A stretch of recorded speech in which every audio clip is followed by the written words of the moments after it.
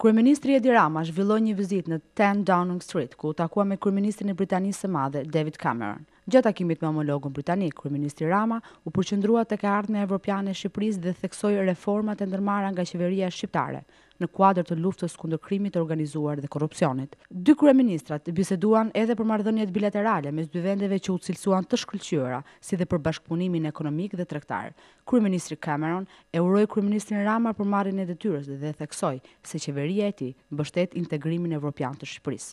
Në vijim të vizitës në Londër, Kryeministri Edi Rama mori pjesë në konferencën e organizuar nga Banka Evropiane për Rindërtim dhe Zhvillim, ku u publikua raport mbi tranzicionin 2013. Thank you for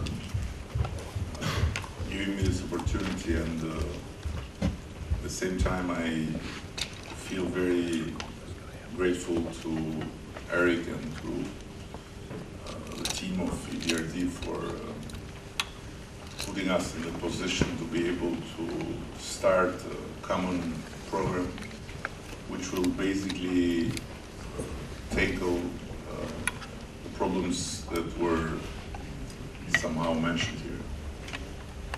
But to be very brief, I would say that in Albania, as part of the Western Balkans, we live in a very particular moment. The Western Balkans have always been a place where conflicts and battles and fights among each other have characterized the place, and the coming new year, 2014, will be the first new year in the history since Balkans exist that will find us home and no one will be with a gun at the window pointed towards a neighbor. It's the first new year that practically finds this area without conflict. And what happened was a process of peace that with a certain speed, but also through many difficulties involved everyone, ending with peace among Albanians of Kosovo and Serbs. And all this has happened in the name of Europe. Everyone has assumed the responsibility to fight for peace and to make peace with the other because of this dream of being integrated in the European Union. But on the other hand, there is a paradoxical situation that all this is happening in a moment that the European Union is not exactly what we had in mind when we started to fight for it.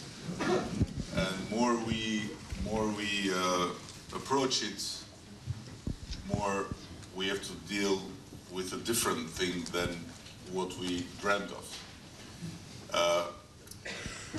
I'm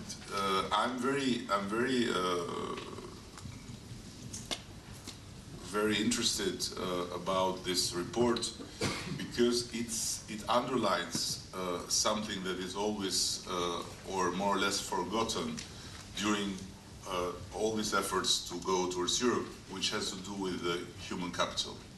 More we work and fight for a better future, more we realize that countries at the end are not rich because of what they have, but because of what they know. And more we try to understand why the Germans are so better off than us, more we realize that it's all about knowledge and the same pace of integration. If you see the lane of countries that joined one after the other, and if you see us still on hold, is connected, I think, first and foremost with knowledge. And even the data of absorption capacity of every country are again connected with knowledge. So investing in knowledge is a very important thing to do, but at the same time, it's more and more difficult for countries that have more and more problems.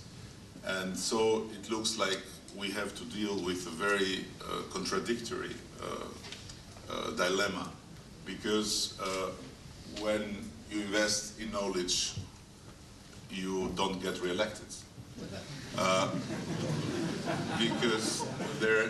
Because it needs a lot of time.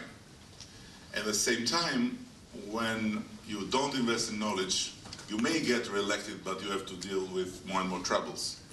So the choice for me is clear. We need and we should invest more on the human capital in the whole area, and we need and we should find a way to put ourselves together now and to make of this peace something that should be also a base for an economic development through regional cooperation.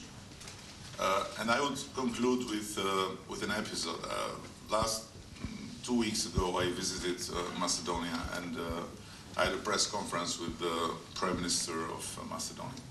And since I watched politics in TV, every Prime Minister that has gone to Macedonia and every Prime Minister that's come from Macedonia in every press conference have promised to build the piece of railway that connects Albanian railway with the Macedonian railway, and never happened. And when I had to go through my press statement, I found this phrase, "We will build this," and I didn't say it. And I say the contrary. I said, look, I'm supposed to say so, but I'm not saying so, because I feel watching myself in TV and already being part of a failure. But why I bring it here is that we all need small pieces of railways, small pieces of highways, small pieces of interconnection lines for energy, small pieces of legislation to connect our market spaces. And all this is missing because we are too small and we have too many problems to solve this with our own possibilities, with our own budgets, with our own resources.